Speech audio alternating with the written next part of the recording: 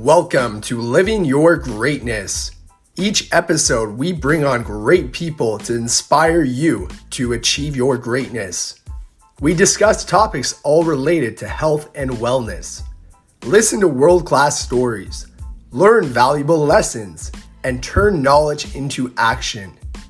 It is now time for you to unlock your inner greatness. Welcome back, everyone, to Living Your Greatness. This is your host, Ben Mummy, and today we have a new guest to the show, and his name is Corey Robinson. So for those of you that don't know Corey is a former member of Canada's national wrestling team who has also served as both a national and provincial coach of Olympic freestyle wrestling. Corey is also the head trainer and speaker with Motivate Canada, a Canadian nonprofit organization that empowers youth through sports and recreation. He is passionate about teaching young people how to overcome adversity.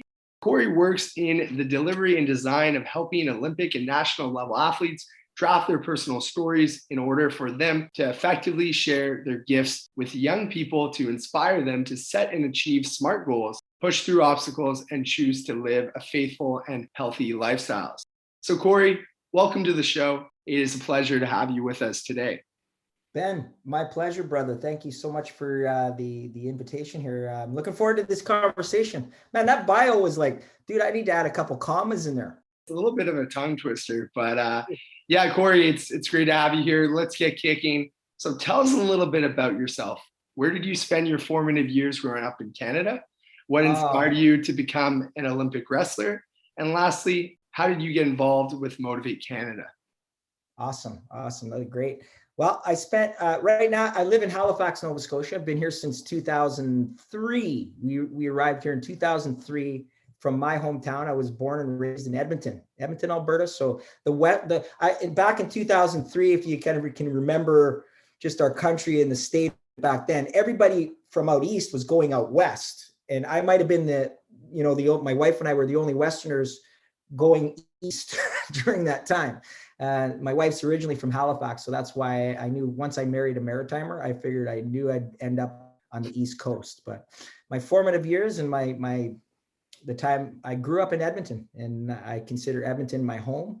My dad was in the military for 35 years. We were posted briefly in Ontario. I lived there for, I think, my grade 9 and 10 years, which was an interesting time in my life to experience a posting in the military. And then we were right back to Edmonton, where my dad spent most of his career as an airborne soldier in Edmonton. So everybody's there. All my friends and family, for the most part, that I grew up with are there, including my mom, who's still there. My dad passed away about 7 years or so ago, but everything's there in Edmonton. That's where it was. That's where I found wrestling, where I was introduced to wrestling in 1982. So that goes back. So don't let the beard fool you. These are blonde highlights, I think. I'm an older man now, right? But I figure grow the beard, sophisticated, you know what I'm saying? So 82 is when I was introduced to wrestling. And, typical rambunctious kid, loved to climb trees and build forts. And, if there was a ball in front of me, I was going to throw it.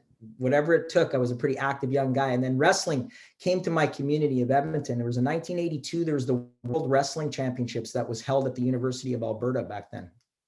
And my dad, he read about this thing happening, this competition, this world level competition, and he read about it in the paper. And my dad was always a real good, one of my best encouragers in life. And he always wanted me to kind of learn new things and explore new things and try new things. So he thought, would be a good idea. Well, let's go check out this international wrestling competition. We had no idea what it was. I had no idea what Olympic wrestling was. The only thing I knew wrestling to be at that time in my life was like throw chairs and jump over on top ropes. You know what I'm saying? That sort of thing. So we ended up at this competition in 82 at the U of A. I was in grade 6 going into grade 7. And man, I just fell in love with it instantly. Just the act of it. It was amazing to see. I didn't even know the rules really. I could just see that, this natural combative to the country, different countries from all over the world. I found it fascinating that there are all these countries being represented in their sport, and everybody spoke a different language. So there was languages all over the place. I didn't even hear English in the room half the time. It was just all sorts of different countries' languages, which was new for me, a little guy, in grade 6 going into grade 7. It was, I'd never seen anything like that before. It was fascinating. But then yet when they were on the mat, they spoke that one language of wrestling, which translated so well. And immediately I would tell my dad, I want to be an Olympic wrestler. And I often say that was my first official goal.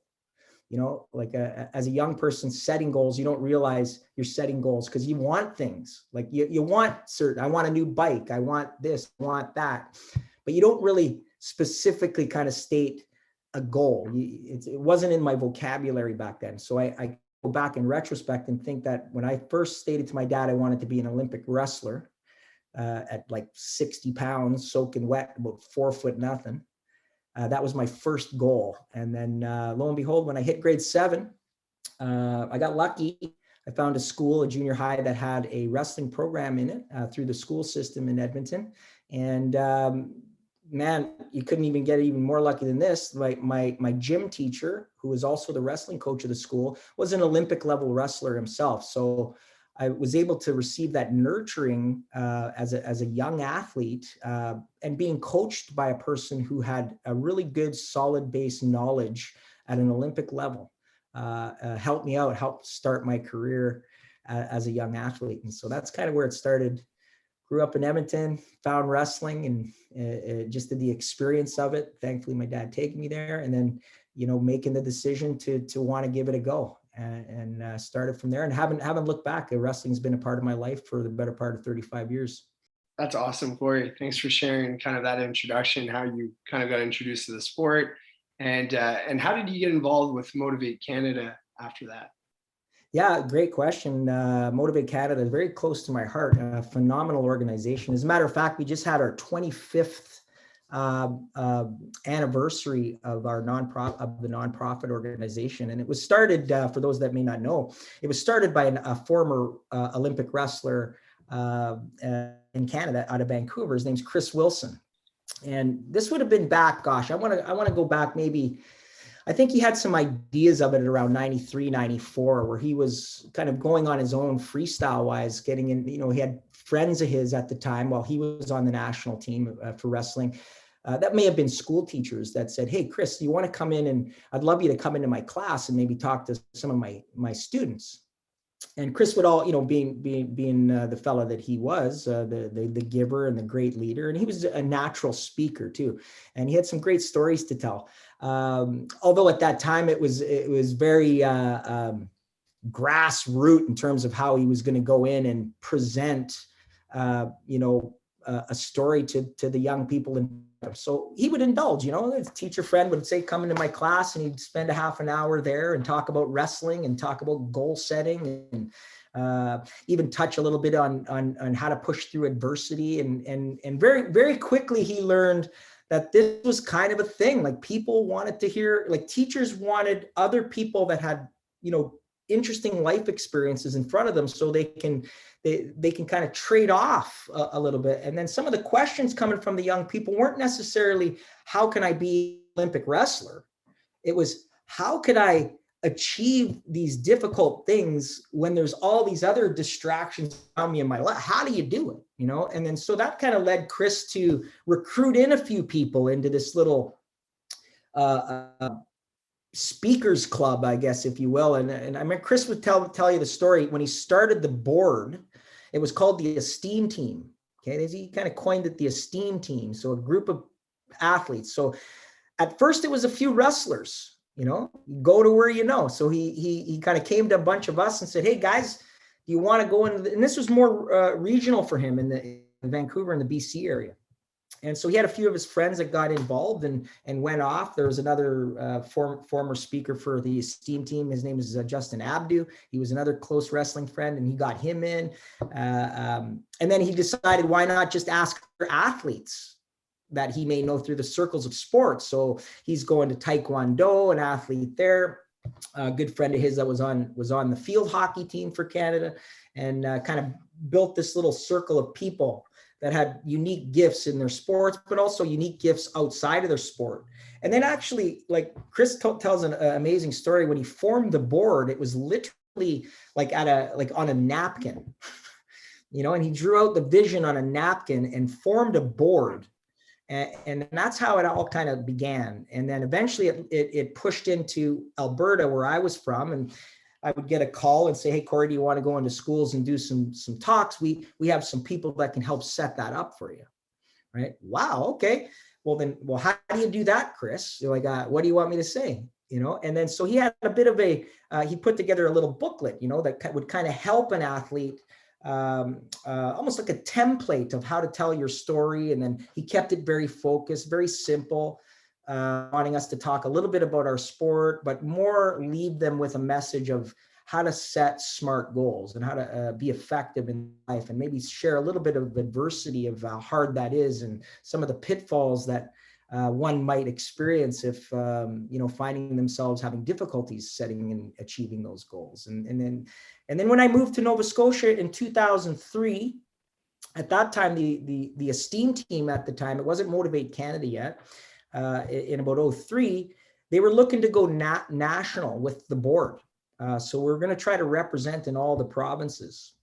And Nova Scotia was a bit untapped. So when I came over here, Chris approached me and asked me if I, would be a part of some form of regional representative for the Esteem Team Association. At that time, it became, and then I worked about 4 years full time.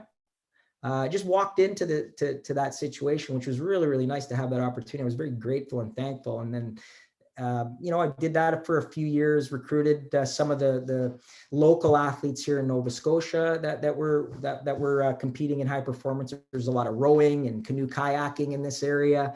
There's a very unique to the East Coast with the water being here. So it was kind of nice to kind of jump into that pool of athletes and just encourage them to tell their stories and give them the same template that I started with.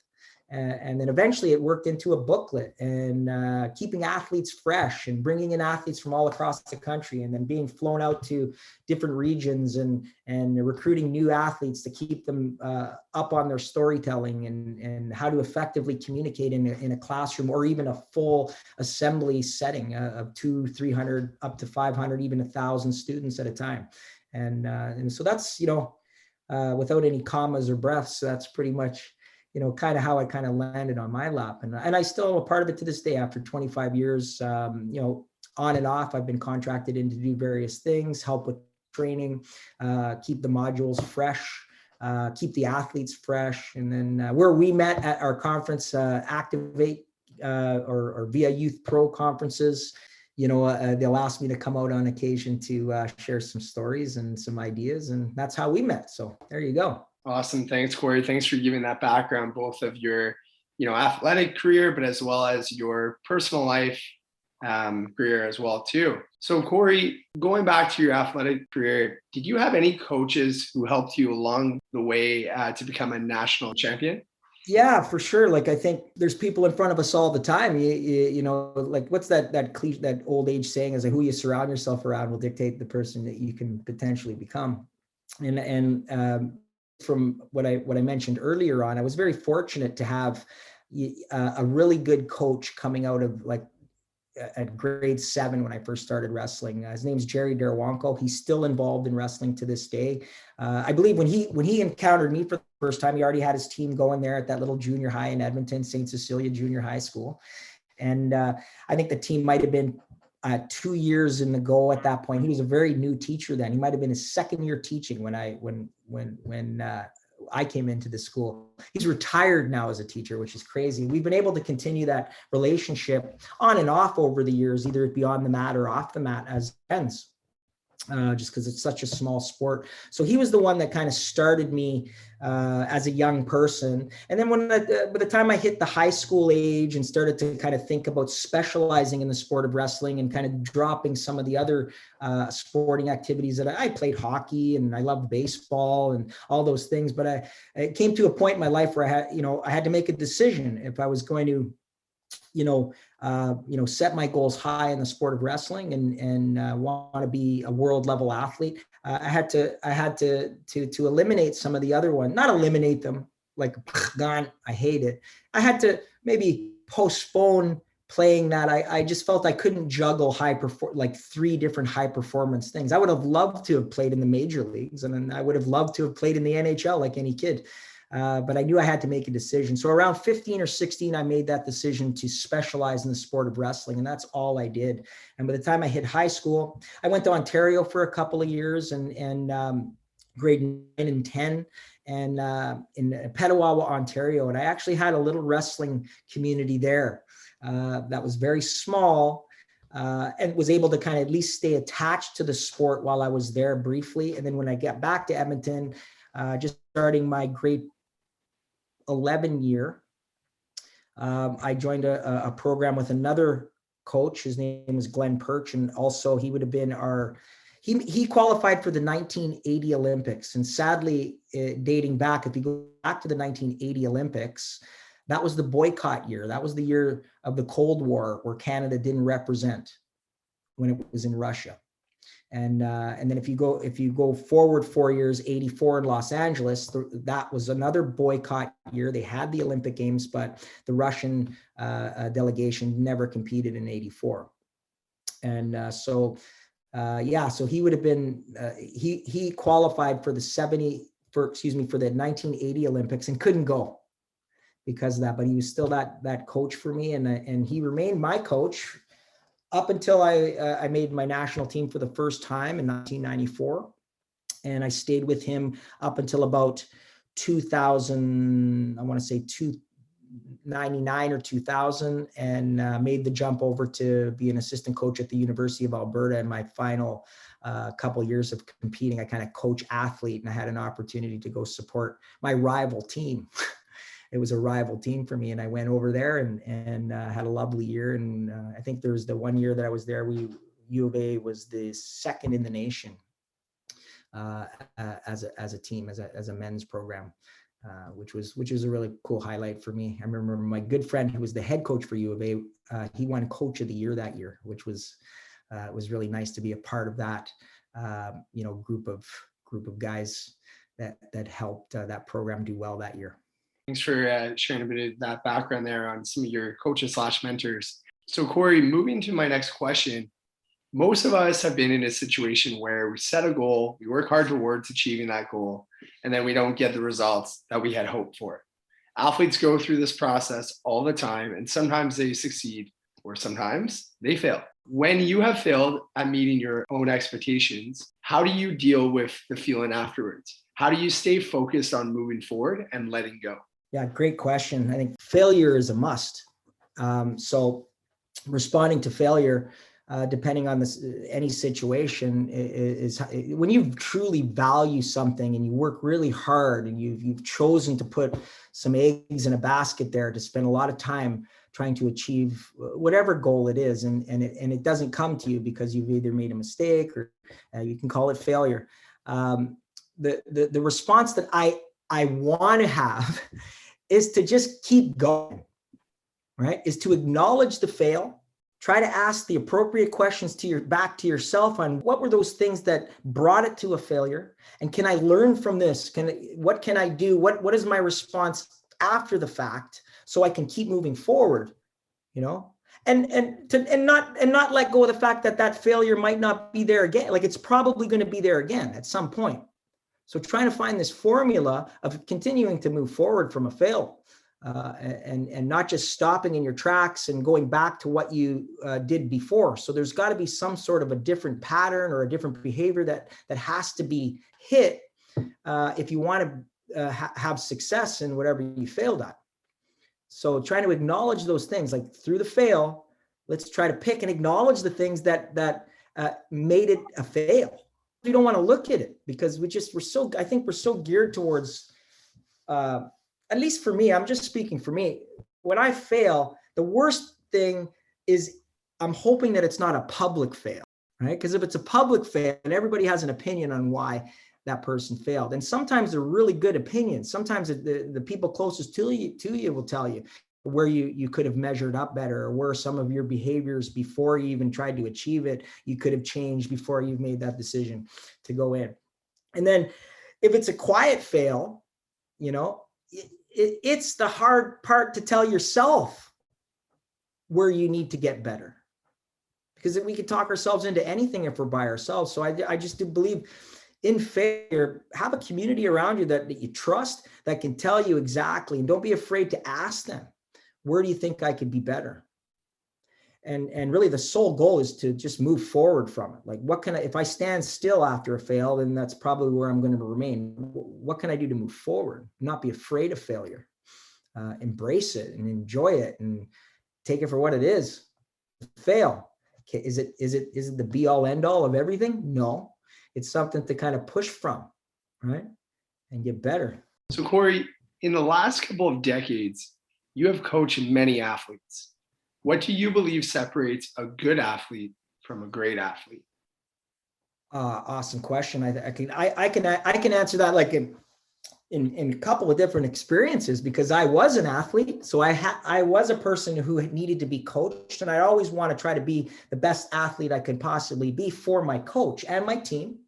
Wrestling in its unique way is often referred to as an individual sport, when in a sense I was nurtured to believe that individual sport, all sports are team related. So anything that I do reflects the team. So it's one big unit. There may be some individual aspects of things in there that you need to be focused on, but for the most part, it's about team. And so the best athletes, in my opinion, are the ones that can be humble in knowing that they're there for the greater good of the team. Acknowledging that, yeah, wrestling is an individual sport, and sometimes you're going to be thinking of yourself a little bit, right? You're going to be self-centered in a sense, but you have other people to tell you what you should be self-centered in, and not just tell yourself what you think you need. So I think the athletes that are capable of really seeking to understand why another person wants to help them, like their coach, and develop that trust, that's a fantastic athlete to have in front of you. I always wanted to be that. I hope I was for the coaches that coached me, that I was able to take in that feedback and humbly trust, even if I disagreed at times, So I think that's needed. In a coach, I think, if you go the other way around, is to be open to the fact that if I'm offering some form of experience onto an athlete, as a coach, I'm going to hope I don't get to a point where I think I know everything, that I can fix an athlete. I would never look at an athlete that may need some work, that I need to fix them. I don't believe we need fixing. I believe we need supporting. I believe we need some individual. I need to acknowledge the individual dignity of each person on my team that's in front of me, if I happen to be their leader. And if they open up to me and trust me, I'm hoping to meet them as an individual, as a coach. So I think that in a sense is really important. I believe I value that highly as a coach, and I love it when an athlete gets that, and we have this perfect synchronicity between our relationship, because ultimately coach athlete, it's a relationship, and relationships are hard. And it comes with effective communication and constant crucial conversations, ones that aren't easy at times, especially when we're setting our goals high to succeed, so there really has to be a good balance there. Absolutely. Corey, you have competed in sports for most of your life. How did you adjust to your new lifestyle the day that you stopped competing in wrestling? Olympic athletes like Michael Phelps have shared it is a difficult adjustment to make. Yeah, absolutely. I think, you go from one extreme to another at the highest level, and maybe at any level. If you change careers, it could be an adjustment. If you change courses in your university, you go 3 years through university and you decide you don't like what you're taking and you have to readjust. There's going to be a mourning period of where you've placed your identity, like it gets to that point. And I think I can share that with athletes like a person like Michael Phelps. Here's a person that was under a microscope for most of his career. And then he's kind of, in a way, it's a bit of a cross to carry when you're winning medals every time. right? Like like I'm not sure what the record is, but I'm pretty sure if you look at Olympic medals counts and in the history of our medalists out there in the history of the Olympics, he might be one of the top medal earners of an Olympic Games, right? Like he's breaking records. So then you have that pressure. So what I like to do is I like to be very grounded to where my identity lies. So when I went through, many years of my life, like I would have to say I've been involved in wrestling since 1982 and stayed involved up until 2012 at a really strong level of most of my time. And there's breaks and things in there. And I was an athlete at one time. I was a coach at one time. But ultimately, the hardest part for me personally was making sure that my identity didn't lie in my sport. I always knew that there was going to come a time where I was going to have to retire as an athlete. We all face it if you're an athlete. There comes a point where you have to look in the mirror and tell yourself what's your next step, because that goal that you set maybe 4 years earlier or a year earlier, it might not be as realistic as you think. And having those honest conversations, I think, is going to really help. It's going to prepare you for how you respond afterwards when the sport isn't there anymore, the same way you thought it was when you were an athlete. So I really have to prepare by asking myself honest questions when it comes to retirement. So I had that conversation and it was really hard. The first year was an adjustment. I shared earlier that my first year of retirement went from athlete to coach athlete. So I was competing in a couple of tournaments while I was coaching at the same time some university level athletes. And that was a weird thing for me. I didn't know who to hang out with at first. My identity still lied as an athlete and as a competitor, but yet I wanted to transition into this coaching role too. And I thought I could do the two. And it come to find out, I couldn't give 100% of myself as a coach to any of the athletes in my care at the time, because I was still thinking of myself as an athlete on the other side of the fence. I couldn't do it. So I had to have another conversation. When I had that conversation, to be truthful with myself, to say, listen, if I'm going to be a good coach and set my goals for other people now to help them achieve their goals, I need to give all of myself there and completely eliminate the identity of me being an athlete anymore and remove it. My identity isn't rooted in what I do, right? And we may touch on my faith. My faith is rooted where my identity lies now. And it was just a lot easier, softer place to land. I'm not sure how Michael felt. I'm sure he had difficulties like any high performance athlete. He's an anomaly. That guy had a microscope on him, right? I never had a mic. Nobody. When I retired, they weren't there. There was nothing in the paper, man. I had to do it up myself, right? But again, it still feels the same. It still feels the same. You have to deal with it. And I think if we can practice preparing ourselves for where our identity truly lies, I think it's going to be a softer landing in moving forward with your life, and not worrying about thinking that I'm Corey the wrestler, even after the fact. Absolutely. Having that mindset shift, right? Kind of think ahead and prepared, and kind of like what we always should be doing, right? Always reflecting and reevaluating where we are now and where we want to be tomorrow or the next year and so on. Yeah. Awesome. So Corey, you've been a national wrestling champion, husband for 24 years, passionate advocate for living a healthy and holy life. How is it that you became so passionate about your faith? It didn't start like faith wasn't always a part of my life. My faith, okay? My Christian faith, it just wasn't. I thought I was in control of my life for the most part of it. I was a kid. I went to Catholic school, and so I knew that there was a God. Like people told me that there was a God, right? Because I learned it in school. It was like in between religion class was in between math and phys ed, and then there was religion, and you learned all the history of the Bible, and then you moved on to math class, and then you learned some trigonometry. It was only head knowledge. So 12 years of Catholic school, I kind of came out of there with a memorized Lord's Prayer. That's, so I'm thinking I'm the perfect Christian because I've memorized like 3 or 4 prayers. So perfect, and so that's where my faith was. It was faith in head knowledge, but not heart. And just, through the perils of life and, getting married, seeing through a few tragedies of deaths in the family early on. Cancer was a big deal. One of the biggest reasons why we moved to Nova Scotia was to be closer to my wife's family, where there was a death in the family of her sister, who was only 39 when she passed away. And so she wanted to be closer to home. And then I started to explore, the avenues of enriching my faith, to want to know it. I wanted to know it more. And maybe it was just to soothe some of the stresses that may have been going on in my life at the time. And a lot of people say that, they may think, well, faith is for people that are hurting, right? And if that helps heal them, great. But for me, I believe, just from my own personal exploration of it, and I would urge anybody to explore and ask questions. I think you talk about living your greatness, it's a great title. And well, how do you live your greatness? And if you were to just ask me that straight out, in order to live your greatness, you need to really seek the truth continuously and rigorously.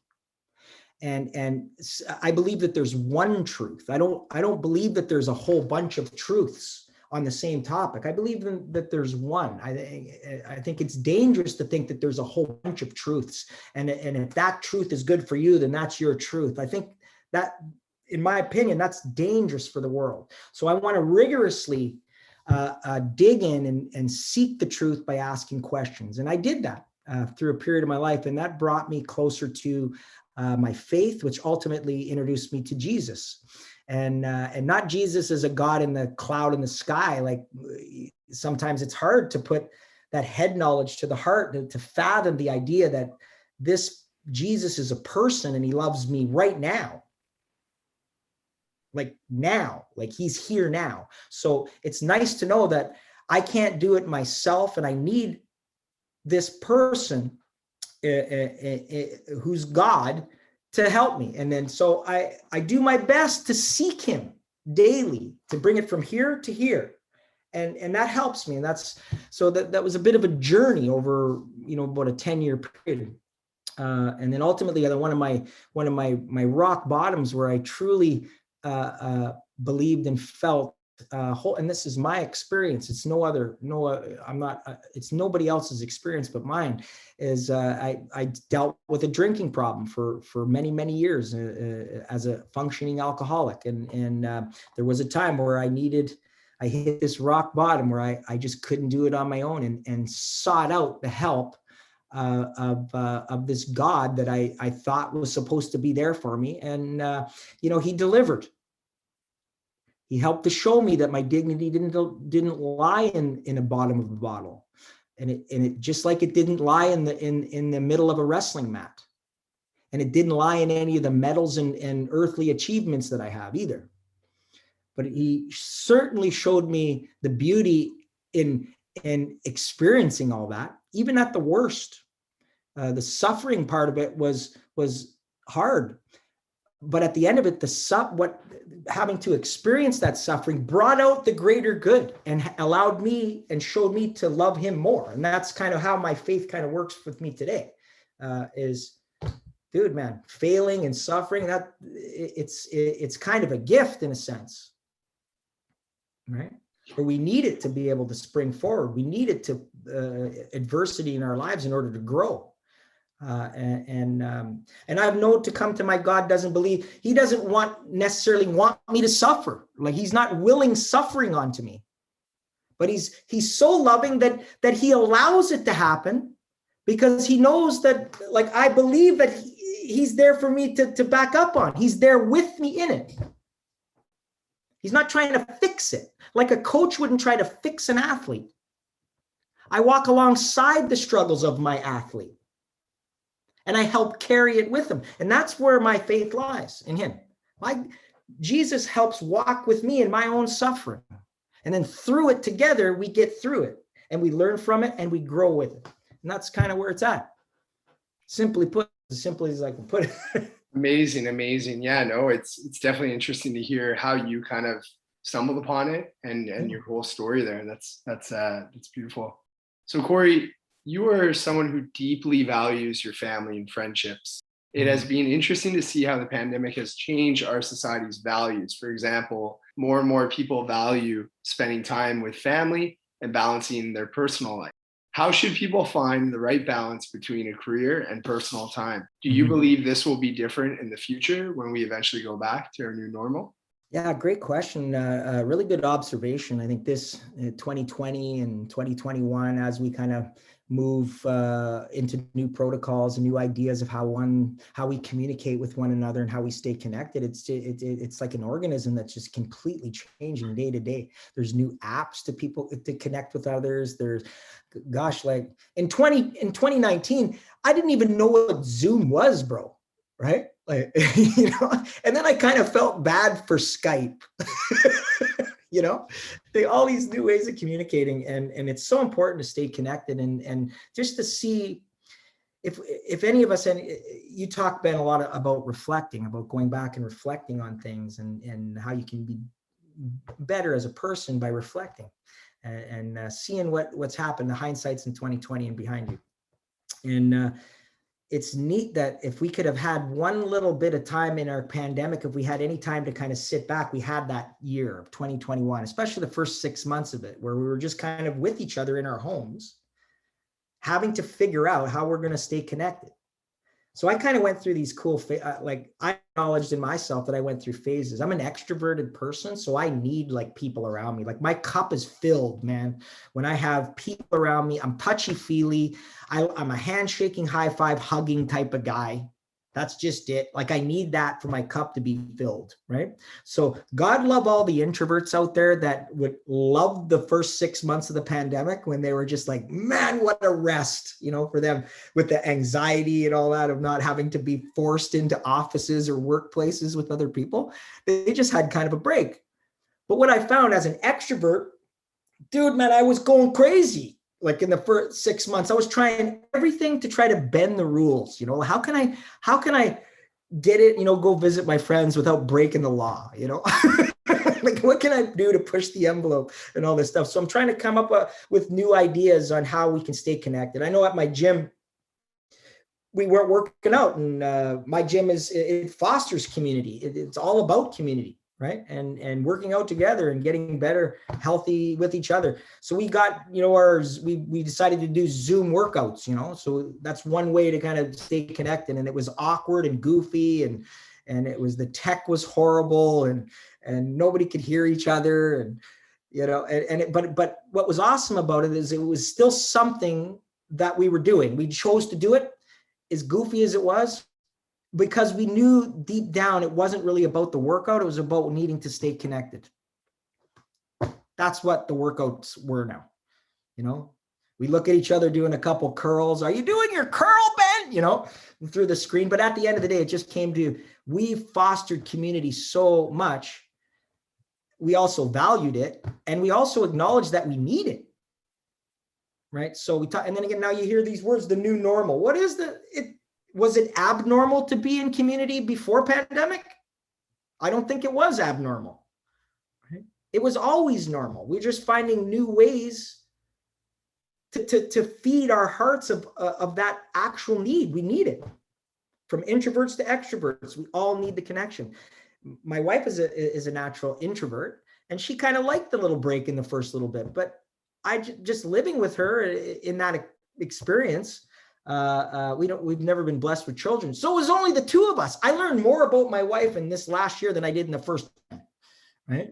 Because we were forced to be with each other and communicate. And then I've also learned that, man, even my wife needed human connection after, even though her first reach is to want to be introverted. But even the introverts of my life, they were the ones itching out even more to try to find creative ways to stay connected, right? It's important, I think. Absolutely. Yeah. Keeping it going and fostering it no matter what, right? Yeah.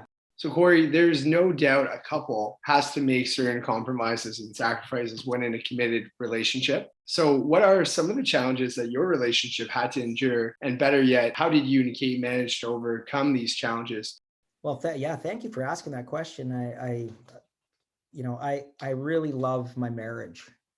I really love my relationship with my wife, and I'm very thankful that I have somebody who chooses to love me every day. That's the biggest battle, I think. Almost 25 years of marriage, and we were married in 1997, my wife came from a sporting background, so we met each other through sports. She played national level soccer. She was on Canada's national program way back then, and played her university career here in Halifax at Dalhousie, and was a national champion at Dalhousie as well. She was a phenomenal athlete. And when I met her in her travels as she played soccer coming out west, we met. We formed a relationship early. I joke about it because we were in the friend zone for the first year, right? So, but I was never in the friend zone, but she was in the friend zone. Like I had this kind of twisted idea that we were dating, but we really weren't. But I like to say that we were. So it was kind of awkward. Yeah. So eventually I reeled her in, and we formed a relationship, and we chose to spend our lives with one another. And that came with a lot of growing pains, of course, because when you choose to be with somebody and choose to love somebody, you're choosing to love them through their brokenness. And in early stages of a relationship, you learn right away that, it's all fun. It's fun, man. It's like, hey, you like the color red? I like the color red. You like scary movies? I love scary movies. You like sports? Will you marry me? Like that's all I need. Right? And so he kind of starts off there at that level.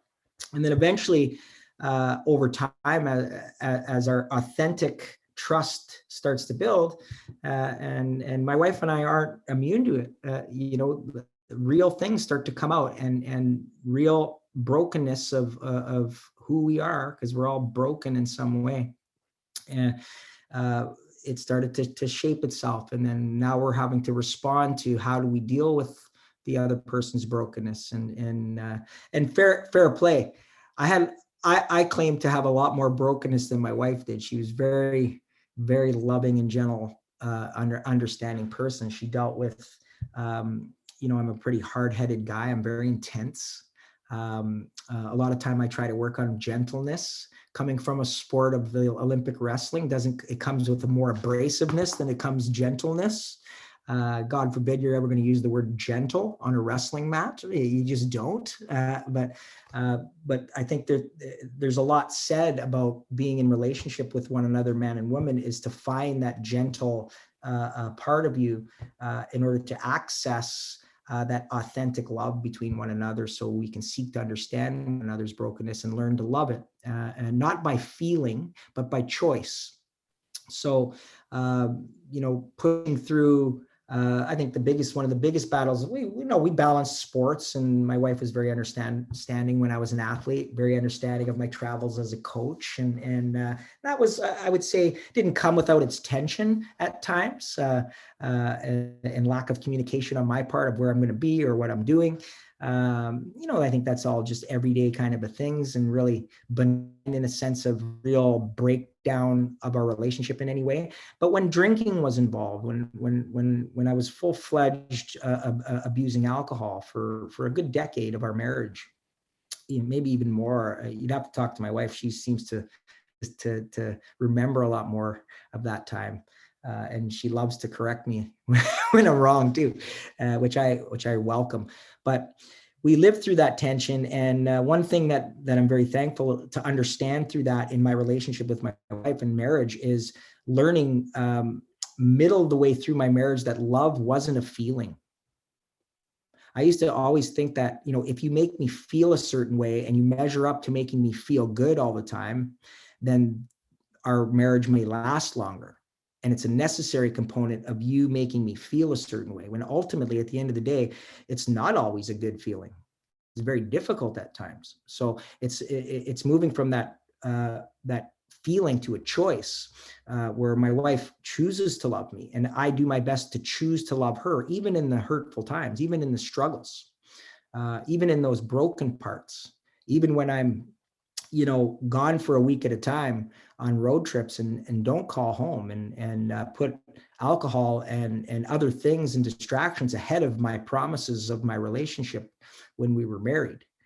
She still continued to choose to love me and to try to meet me in that suffering, understandably, not condoning it. She never condoned it. There was never an ultimatum, but she certainly would remind me in those early years of my sobriety that remind me of the promises that I once made. So it became an integrity thing for me. I hope to be a person of integrity. And if I'm not acting in the ways that I had promised originally, then what really is marriage then?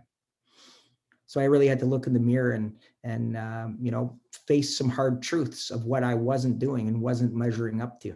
And it all came down to I had to choose to love my wife, and in order to choose to love my wife, I had to act accordingly. And even though I didn't want to, at times, I acknowledged it. It was hard, right? But at the end of the day, the more choices I made to love my wife the way I believe she needed to be loved, and it just made our marriage just that much stronger. That's good. So Corey, just moving to a different question here. In the book, The Mask of Masculinity by Lewis Howes, he wrote, masculinity is not about being the biggest, the fastest, the strongest, the one who has the most accomplishments, and the one who has the most money. It is often the men who are covering and compensating for the greatest insecurities. Let us revere the one who loves others deeply, loves himself deeply, and has a dream that he is inspired to live with and by through. He is a man. Do you agree with this statement? I really like that statement. And what hit home to me after I read it for the third time was covering up of insecurities. That's what just popped, just kept coming back to me, right? The covering up, like masculinity, men, and covering up of insecurities. Is it masculine to cover up insecurities? I don't know. Yeah, I don't know. Do I believe that I cover up insecurities? Absolutely. Right? Wholeheartedly. Right? And I have certain ways of covering up my own personal insecurities. And some people do it by wanting to have generate a massive bank account, or drive a nice car, or have a big house, or have Uber popularity and clout. That sort of thing. Go to the Olympics 6 times and win 400 medals like Phelps. Maybe that helps them cover up those insecurities. Maybe getting tattoos. People do. I got tons of tattoos. I often joke about them. People say, "Oh, Corey, what do your tattoos mean?" I go, "Oh, wow. You got 10 minutes? I go, this one covers up this particular insecurity. When I got this one, this Carpe Diem, seize the day. Well, I never seize the day. I'm actually chicken to seize the day. It's too much work to seize the day. So I put this on here to cover up that insecurity. It's not my first reach to go and seize anything. I want to just hide from the responsibility of seizing anything. But this tattoo certainly proven my insecurity by wanting to externally show everybody that I'm a seize the day person. I'm not, right?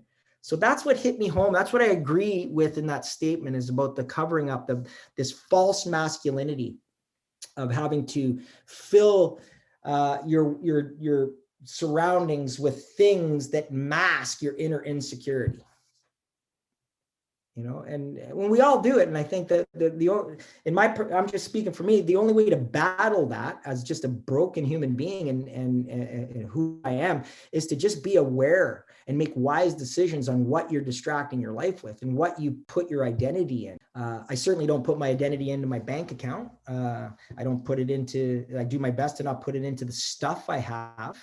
I don't even put it into the accomplishments that I may have. I try not to.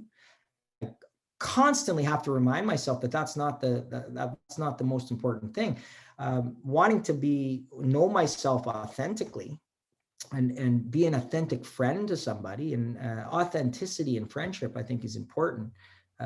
Both me and you, we could talk all day about the niceties of the world, but when we really strike an authentic friendship, we're honest with one another and we hold each other accountable. And you're going to have friends in your life that you're going to have in your life that you're going to foster that for a long time. It's a hard thing to hold on to. We might have maybe 2 or 3 of those people in our entire lives, outside of our family. So those are the things that authentic. Being authentic is the road to true masculinity. Authentic as a man and honest, and being very aware and truthful of the things that are around you that mask your inner insecurity, knowing what they are, because they'll eventually turn it, like for me, they turned into a vice, right? Where I felt I needed this for my identity in order to expose what I thought was masculine.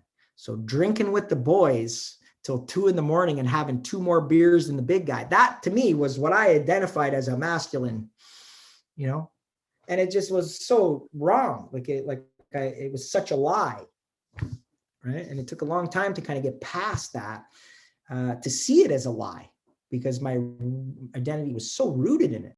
Absolutely. No, for sure.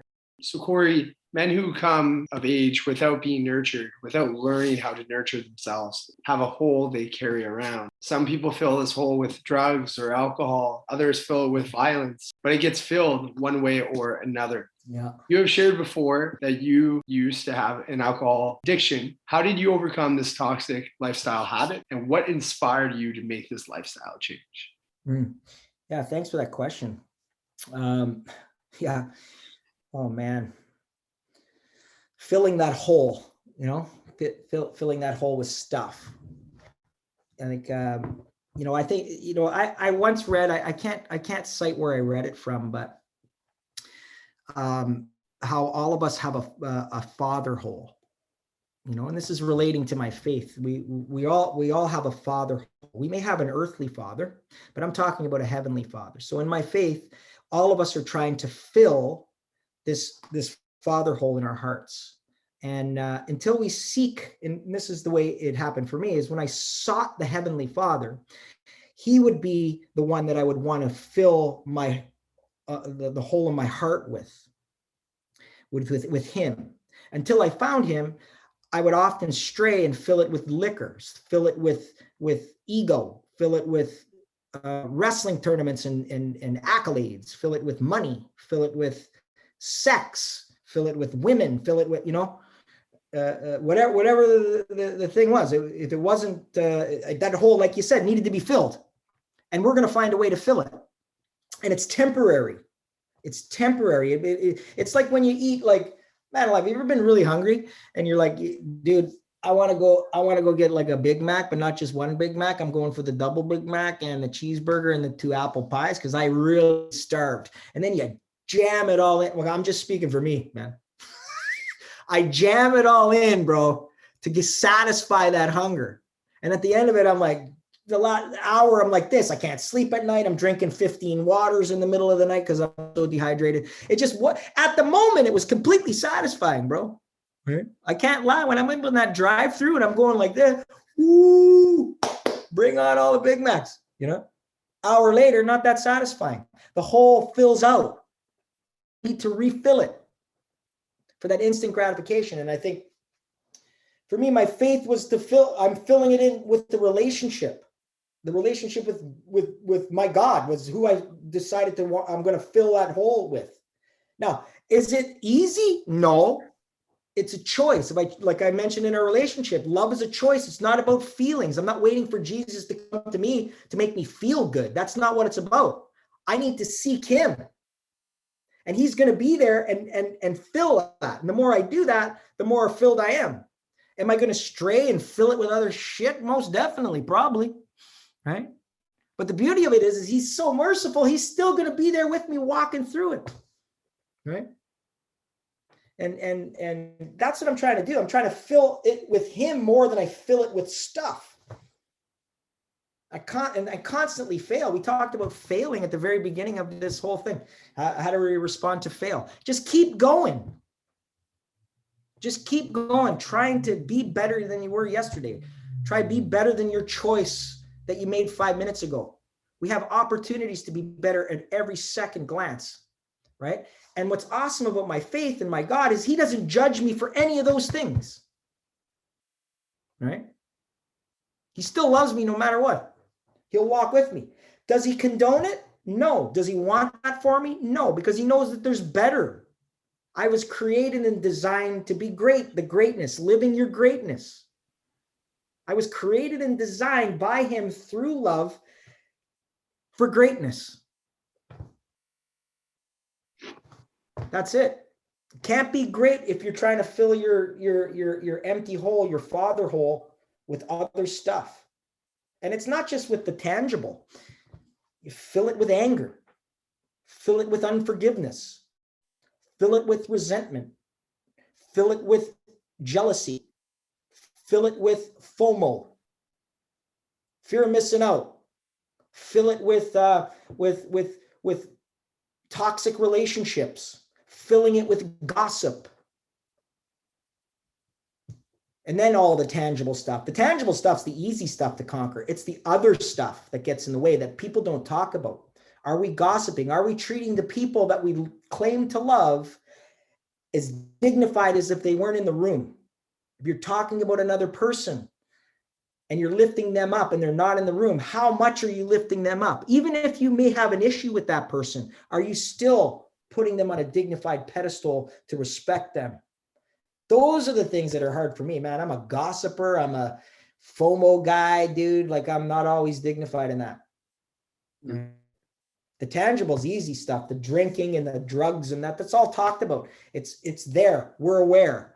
And I honestly think that that's some of the stuff that's the easiest to deal with. Those are the easiest distractions. It's the personal distractions. It's, are you filling yourself up with hatred, unforgiveness, anger, lust, that sort of thing, right?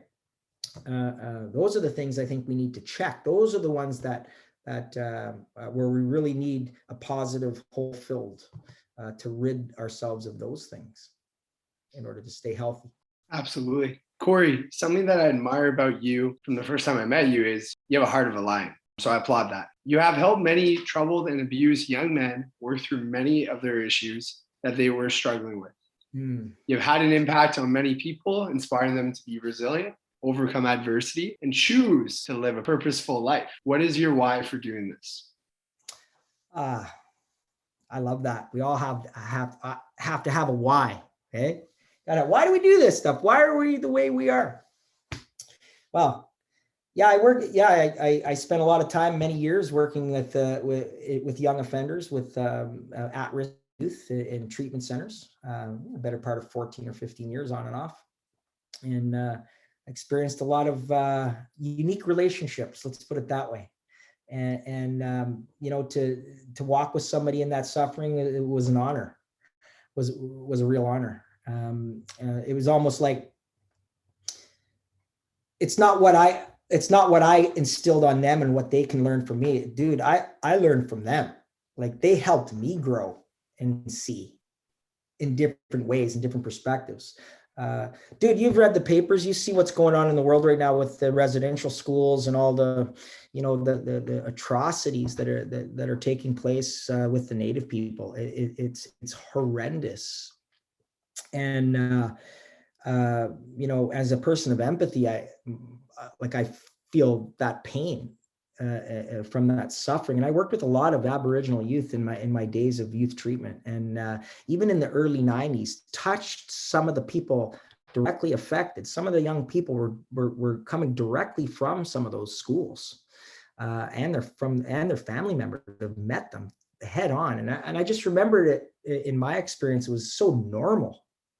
Like, it was such a normal thing. Nobody really talked about it as a bad thing. I think that there was a lot of fear in wanting to say that this was the wrong thing. So in hindsight, years later, we come to figure out that this was deathly wrong, and how we were treating people, right? How our country decided to respond to whatever they felt was a need at the time. And but one thing I come out of this is I learned more from those at-risk youth, a large percent of them Aboriginal youth. I learned so much more from them. I'm in contact with some still, even after 20 plus years ago, when they were just young men back then in their teens, and some of them are in their 40s now, and in contacting me and seeking me out. And we established that relationship early. And I think establishing a relationship of respect right out of the gate, not thinking I need to show you how to be, right? I don't think that we're put on this. My why was never to show you how you should be, right? I think there's certain things that I could share with you, an experience of how to live in order to be healthy, and we can share those ideas. And these are proven ideas. Like, I remember there's a young fellow that said, "You don't know, Corey, you'll never understand the atrocities that I've been through. You never understand the abuse that I've taken, and how am I supposed to deal with this? And you never understand what it's like to be hit and abused and drugged and this and that." And you're like, and I would always say, "You're right.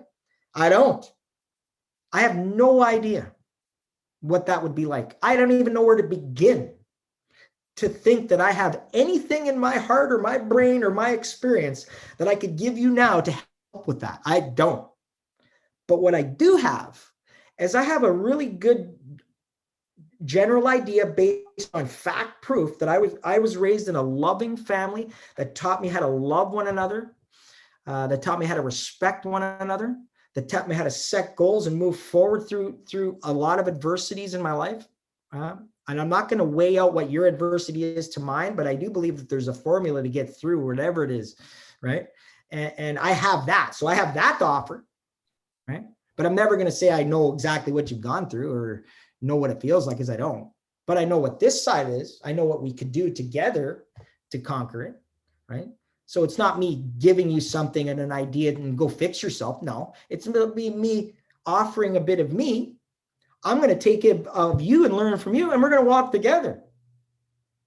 And I honestly, I'll go to my grave believing that works, because I still get phone calls from some of these guys. They find me somehow and say, "Hey, Cor, how you doing?"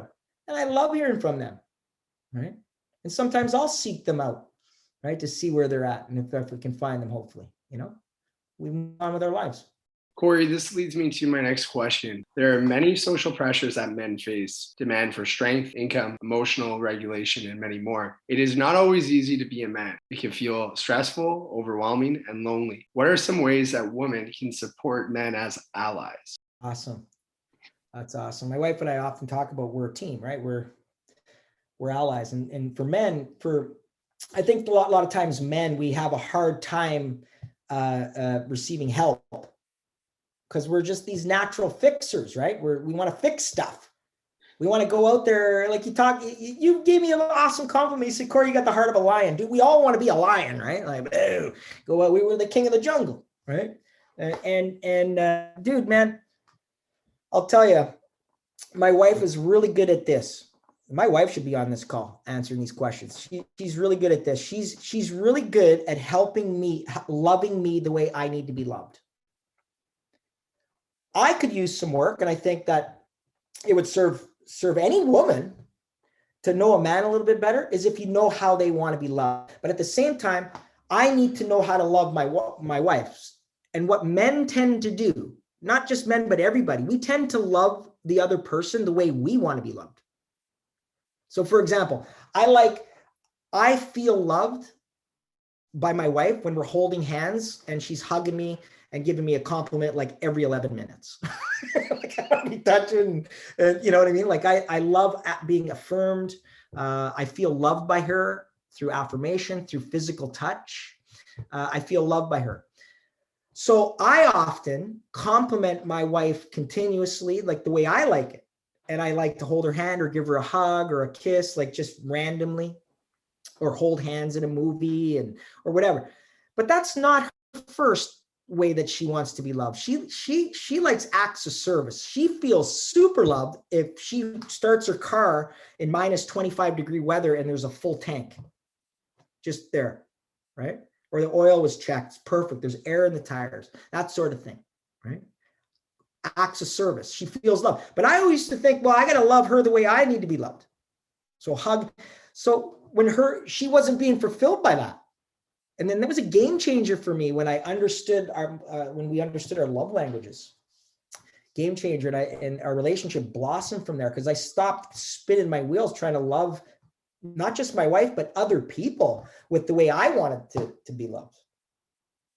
It just didn't get me anywhere. Every now and then I would find a person, maybe you, Ben, who likes hugs and frickin' compliments, right? Like, and then we would be pals, right? But it's not for everybody. That's not how everybody's loved, right? So finding those ways, I think, is going to help any relation, not just women, helping men, but maybe men helping women too, or in those relationships, helping one another, helping that relationship blossom. That's beautiful. So Corey, what advice would you give young men who are looking to embrace vulnerability, create strong relationships, and live their fullest lives? And I feel humbled being asked that question, like as if I have an answer. Like, I'm constantly seeking advice to give to myself and act on this, and then be consistent with my own good choices before I give out any advice. But just with my personal experience, if I could offer anything to anyone wanting to just be better, or be what they were created to be, and the greatness that they've been created to be, to live out their greatness, it would be rigorously authentic. Seek authenticity at its best. Unapologetically. Be yourself. Don't be afraid don't be a chameleon. If you're Ben and you go into a room with people that are new, and whatever anxieties you face and trying to find a new thing, just be rigorously authentic and believing in you. Just do it. And is it going to be perfect? No. Own the imperfect, man. As long as just don't be a jerk, right? Like, my personality is not going to rub on people the same it's going to rub on others. But if it's authentically you, people will see it and they'll support it because they see you. So that would be rigorously authentic. Be prepared to do the difficult work. Like, be prepared. Difficulty. So when you're hitting adversities, it's going to come with work. Avoid it. It's just going to be there for you again tomorrow, and it's not going to go away. So face it and be prepared to do the work, to be better. Seek understanding. Seek understanding. Continue to ask questions to just be better. Young men, I think young, you know what, man? I think the millennial age, they get kind of a lot of people. I'm a Gen X. And I kind of find it sad sometimes that there's like my community age group, like they get down on the millennials and the Gen Zs and stuff. They get down on them saying, they didn't walk uphill two ways like I did. And, this social media stuff, it's creating a frenzy of this and that, and there's no creativity anymore. Right. And I just disagree. Like I applaud, like, man, you guys are living in a pretty amazing era, man. Like, I wish I had a lot of that stuff, but I had what I had, and I learned from what I had. And now I'm trying to adapt to what's out there for me to get better now as a 50-year-old man. So I have to utilize what's out there now. So I choose to take in a lot of the great things I learned from guys like you, not sitting on their hands, getting out there, putting people in a connection space to want to talk out ideas and do it through social media. Dude, I don't know how to do it. Like, you sent me a link, I pressed the Zoom like that. I don't know how to set all that stuff up, but I'd like to, I got a little bit, had to do it. I had to kind of adapt, right? But I've learned from people like you that aren't afraid to go out there, our young community. Like, they're out there. I believe in them. I believe that the world isn't doomed for failure. I believe that there's going to be fail in the world. I don't believe we're doomed for failure. I believe we're deemed to be better.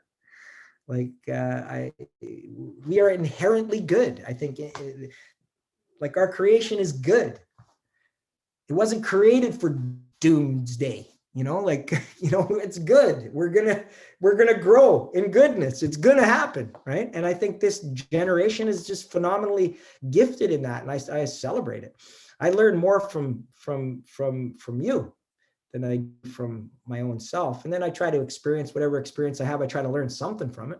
So Corey, who are your greatest mentors? Where do you suggest that men go to better educate themselves about manlyhood? Oh gosh, man. Well, my dad was probably my greatest mentor as a man. He was a military soldier, so he's a real hard. Hey, man, my dad died 7 years ago of a heart attack. That was a very sudden heart attack, and and it was a very hard time in our lives. My mom, he just retired. Like, he retired from the military 35 years, and then he was doing some Corps commissioner work and security for a little bit because he liked wearing a uniform. So, and he was still healthy enough to work. And then, so he finally, just about a couple days shy of his 67th birthday, he had a heart attack and died, and very suddenly. And it was just like, ding, just like that. And I was talking to him on FaceTime a few hours before that. And it was just very, very strange to 1 minute he's there, 1 minute he's gone.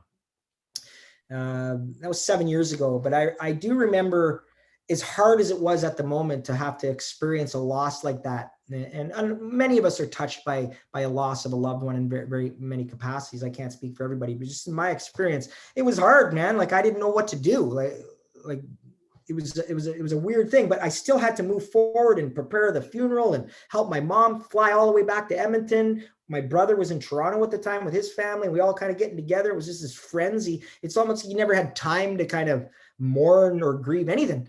But then I always thought my dad was always such a good, steady support system. And I'm sure he faced adversities in his life too, but he just would really never talk about, like, you wouldn't see it until after, right?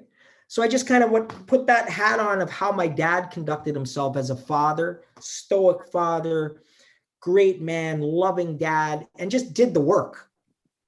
So that's what I did. When he died, my brother and I came together as a family, and boom, we helped my mom through this thing. And then we had time, we got through it. And I was never, and I thought it was kind of almost, if my dad was going to die, we all have to die. If he was going to die, he kind of did it the way I thought that my dad would have done it. Like instantly. My dad never waited for anything. Like it was like, sometimes when we want to do something new, we often we sit back and we may not want to decide today. Maybe we'll do it tomorrow. My dad was never like that. If he had something in his head, it was going to get done. And if he failed through it, then he'd try to figure out another way. And I learned that from him as him being my mentor. Didn't know till later on in life that this was what was happening. He was if he was going to make a decision, he was going to do it to all fail.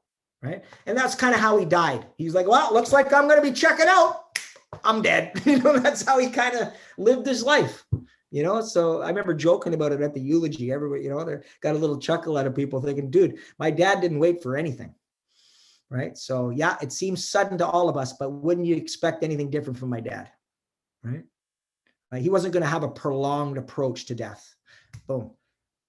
Thank God he went fast and he went, pain-free. But, so I learned a lot from him. He was probably my biggest mentor. And again, of course, Ben, long story longer, some of the coaches, I've been very gifted to have some really good people around for me. The last 25 years of Motivate Canada, I've experienced a lot of great people in there. Chris Wilson has been a fantastic role model in my life over the years. A lot of my teammates and different people in my life. I've had some really good people in my church community that have been fantastic supporters to me through my alcohol issues and that sort of thing in that era of my life. And I'll be this July, I'll be 9 years sober. July the 26th, 9 years. As much as I like to celebrate that sobriety of 9 years and talk about it and reflect back on it, I try to stay humble enough to know that I'm one drink away from going back to that choice, like one choice, right? Like it's there. It's always in front of you. We always have it. Like there's always a choice, right? I could go back and there's nothing stopping me, right? Except my free will, right? Which I believe to be a gift too. Mm-hmm. That's why we can have these conversations. We can explore different ideas because we have free will. And then the best way to utilize our free will is to respect our ideas. And even if at times maybe people disagree with them, but we can still have a conversation, because honestly, I think the measure of masculinity, if you want to talk about men, who I do believe are usually, and I can speak to this because I am a man, is we're usually closed-minded compared to women, right? So if we can speak respectfully in various opinions on podcasts like you create like this, and open up a dialogue and a positive avenue to express our different ideas on things, whether we agree or disagree with them, and still carry on a conversation, respecting one another, just to seek to understand one another, rather than say that I have something that you need to have and you should abide by it, right? Or you should believe this. I'm not telling anybody what they should believe. I'm telling them this is what I believe. And tell me what you believe so I can understand where you're coming. Like I want to know more of Ben, like, or anybody in front of me. And this is what that's your natural gift, bro. just from meeting you last year, like you are, dude, the one of the most curious guys I see, like asking questions, wanting to know more about the other, wanting to sponge in how a person ticks, how they believe, how they move through the world, how they live their greatness. You want to know that, right? And it's not necessarily to serve yourself. You're trying to serve others in this. Like you're doing this to create this network of other like-minded people, so it can just sift out into the world and we can all just understand each other better. And I think that's going to be the winning formula through all the lives craziness. It's just understanding one another better, right? And then maybe there'll be less Karen videos, right? Like how many videos do you see of people filming a lady who's going crazy at the grocery store? It blows my mind. I'm like, dude, why doesn't somebody sit this person down and show this guy video or this person videoing that this person, this lady who's probably not named Karen, probably has a story, probably has some sort of an experience in life that has brought her to the grocery store, probably brought her to a point of anger or resentment or whatever way, and it's expressing themselves in that way. And what do? We exploit it by getting views and laughs, but we don't seek to understand her. Dude, get her on your podcast. Like, you pick a Karen out in the thing, fold her up, say, listen, I seen you got, viral video on your video, and I'm really sorry that had to happen to you because I don't know you, but maybe you're a nice lady. You want to come on my podcast? I'd love to understand you better. I think that's all we need, is just to be understood, right? Right? We just go through the world desperately trying to be understood. That's all we're doing. For sure. Having our opportunity, a respectful place to sift through and share our ideas, man, with no judgmental. And we're human beings. So what do we do naturally? We judge others. We do.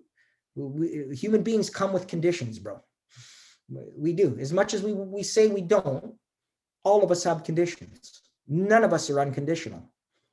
I just don't believe we are, because we have that hole in our heart that needs to be filled. And as I shared earlier, it needs to be filled with Jesus, who, in my opinion, is the only thing that is unconditional. Everything else is, we're trying to be unconditional, but we're never going to amount to it. We're just not. I'm not going to be able to love my wife like my God loves my wife. I'm just not going to. I'm going to strive for that at all costs, and try to live that life of virtue at all costs with my personal relationships, my friendships, the people around me. And I fail miserably through the process, bro. But I have to acknowledge that it's a miserable fail, though, right? And go back to square one and try to be better than I was yesterday, right? That's, I think, what we have to do. And we try to anyway. We should. So Corey, we've talked about a lot of different things today, but as you know, the purpose of this podcast is to inspire people to achieve greatness and enhance their personal well-being. What is your definition of greatness? Is to love one another as God loved me, and to be willing to die for the other human being in sacrificial ways. So I want to have a great marriage, say. So if I'm living my greatness in my marriage, I'm going to fulfill the promises that I kept in my promise. And sometimes you'll hear this one. There's this one scripture where Jesus, he died for us. It was a sacrificial death. He died for our failings, for our faults, for our sins, for our sinful way. That's kind of how it works. He died for us. So he knew our brokenness before he even died, and he did it anyway. He knew all of it. And so I have to die to myself. So to live out your greatness, I think we need to die to ourself in order to be a great supporter to the world. Is to die to yourself, to your own needs, to put others first. Like Jesus he died to himself. He died for us. So I'm not saying, do I throw myself in front of a truck for my wife? Like, is that a way to die? Like you like, hey, there's a lot of mothers out there that would probably throw themselves in front of a car to save a baby from the road, right? That's one sacrificial way of doing that. But dying to self would mean Maybe I want, like in little ways, maybe I want to go see a scary movie tonight, but my wife doesn't like the scary movies. She likes the romantic movies, maybe. And then instead of saying, coming to a compromise, I just die to self, die to my own needs at that moment and let her have it and celebrate that. Maybe I had a really hard day at work and I want to come back and I want to express how hard of a day I had at work to my wife, because she's my sounding board and she's going to be able to be there to soothe me. But maybe I put that to the side and die to my own selfish needs at that moment and let her express everything of her happy day and let her have that and not even entertain coming back with any of my stuff, right? And just let her having that and celebrating that. So dying to yourself would be my definition of living out your greatness. Awesome. So Corey, who is a future guest that you would like to see on this show? Oh man, I'd like to see, dude, get Chris Wilson out here. He's always doing something cool. Lisa from Motivate, CEO. Yeah, she'd be phenomenal.